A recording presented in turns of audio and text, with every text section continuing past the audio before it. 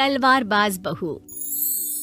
बचपन का शौक समझ निक्की के घर वाले उसका एडमिशन फेंसिंग कोचिंग में करा तो देते हैं, पर कुछ सालों बाद वही शौक जब उसका जुनून और सपना बन जाता है तो सब उसके खिलाफ हो जाते हैं। और लड़की के हाथ में तलवार दो ना, अब मैडम तलवारबाज बनना चाहती है। बच्ची का शौक समझ दाखिला करवा दिया, क्या पता था ये सब देखना पड़ेगा। अरे बहुत हो गई तलवारबाजी, आज से तू सिर्फ रसोई और बेलन देखेगी। पर मम्मी पापा, फेंसिंग भी फुटबॉल और क्रिकेट की तरह एक स्पोर्ट है। थोड़ी और प्रैक्टिस के बाद मुझे स्टेट, फिर नेशनल और फिर इंटरनेशनल खेलने का मौका भी मिल सकता है। निक्की की बात से भड़के हुए घर वाले आगे कुछ सुने या समझे बिना उसके घर में रहने का ऐलान कर देते हैं, जिसके कुछ हफ्तों बाद निक्की की आयुष के साथ शादी हो जाती है। ससुराल पहुंचने के कुछ दिनों बाद बहुत हिम्मत के साथ निक्की फिर वही फरियाद लिए इस बार अपनी सास के पास जाती है। मम्मी जी, क्या मैं कोचिंग दोबारा शुरू कर सकती हूँ? कैसे कोचिंग? तेरे मम्मी पापा ने तो हमें किसी कोचिंग या पढ़ाई के बारे में नहीं बताया। वो पढ़ाई नहीं, फेंसिंग की कोचिंग है।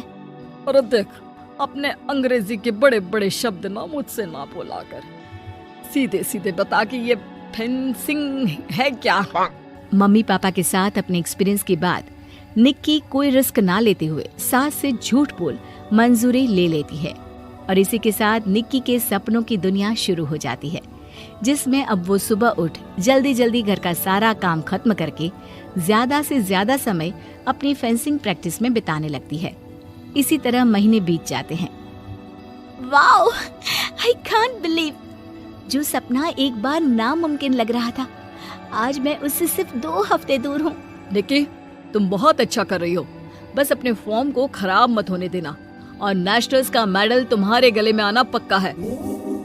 इस बात को सुनकर निक्की नेशनल गेम की खुशी में झूमती हुई जैसे ही उस शाम घर पहुंचती है तो आयुष को पैर में प्लास्टर के साथ सोफे पर बैठा देख परेशान हो जाती है। ये क्या, कैसे हुआ? किसी ने मुझे फोन क्यों नहीं किया? ऑफिस से आते हुए रास्ते में किसी ने टक्कर मार दी, इसलिए बहू कल से इसके ठीक होने तक तो कोचिंग से छुट्टी ले ले, डॉक्टर ने पूरा बेड रेस्ट बोला है। पति की हालत और सास की बात से हैरान परेशान निक्की आगे कुछ बोले बिना अपने कमरे में चली जाती है। अब मैं क्या करूंगी? दोनों तरफ मेरी जिम्मेदारी है, अगर एक भी पूरी नहीं की तो लाइफ में दोबारा सुकून की सांस नहीं ले पाऊंगी। सच बता दूं क्या? नहीं, अगर इन्होंने भी घर में कैद कर लिया तो बचा कुचा मौका भी खो दूंगी। भगवान, आपने मुझे कहाँ फंसा दिया। मन ही मन ये सब सोचते हुए निक्की घर के काम और पति की सेवा में लग जाती है। इसी तरह 1 हफ्ता बीत जाता है। बहुत सोचने के बाद भी जब कोई दूसरा रास्ता नहीं दिखता तो निक्की सबको फेंसिंग की सच्चाई बताने का फैसला करती है और सास और पति के पास आती है। मम्मी, आयुष, मुझे आप दोनों से एक बात करनी है। तुम्हें भी मम्मी की तरह गैस हो गई है क्या?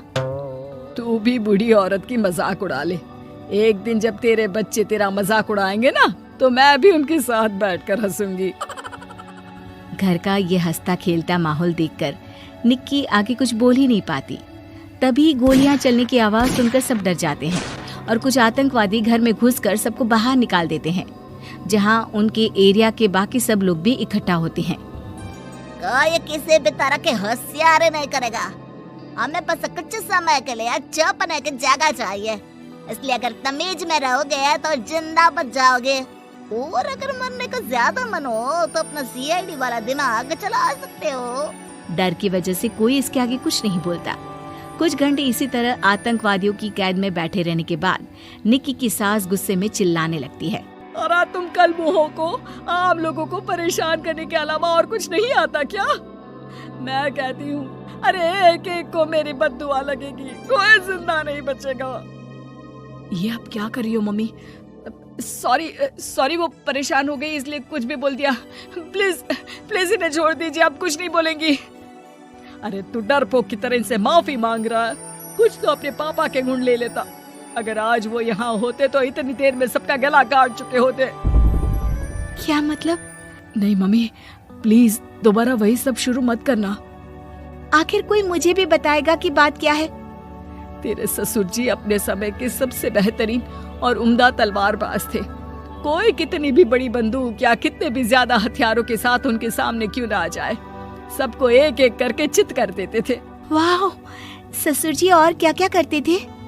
निक्की का इंटरेस्ट देख सास उसे ससुर जी और उनकी तलवारबाजी की कहानियां सुनाने लगती है, जिन्हें बहुत देर तक सुनने के बाद अपने आप को रोक ना पाते हुए निक्की आखिर उनसे तलवार के बारे में पूछ ही लेती है। मम्मी जी, क्या पापा जी की वो तलवार आज भी आपके पास है? अरे इन्होंने अपने बेटे से ज्यादा उस तलवार से प्यार किया है तो फेंक कैसे देती, संदूक में संभाल कर रखी है। आयुष की बात सुन निक्की की आंखें चमक उठती है और वो सब कुछ भूल तलवार निकालने की बात कर बैठती है, जिसे सुन बाकी दोनों की आंखें फट जाती हैं। क्या बोला, जरा फिर से बोल।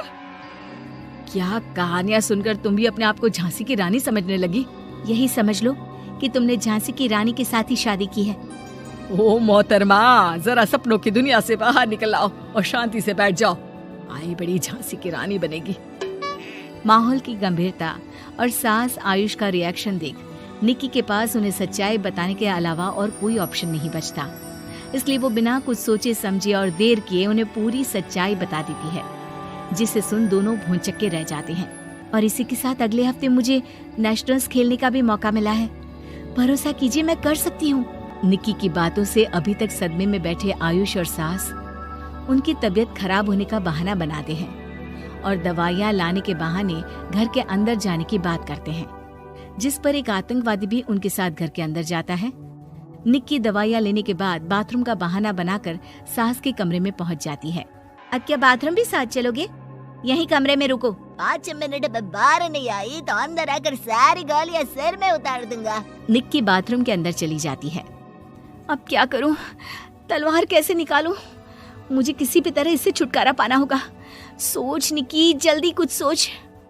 कुछ देर परेशान बाथरूम में इधर से उधर घूमने के बाद निक्की की नजर फर्स्ट एड बॉक्स पर पड़ती है और वो तुरंत उसमें से कैंची निकालकर उसे छुपाते हुए चुपचाप बाहर निकल आती है। हो गया तुम्हारा सारा नाटक खत्म, अब चुपचाप ये दवाइयाँ उठाकर बाहर चलो।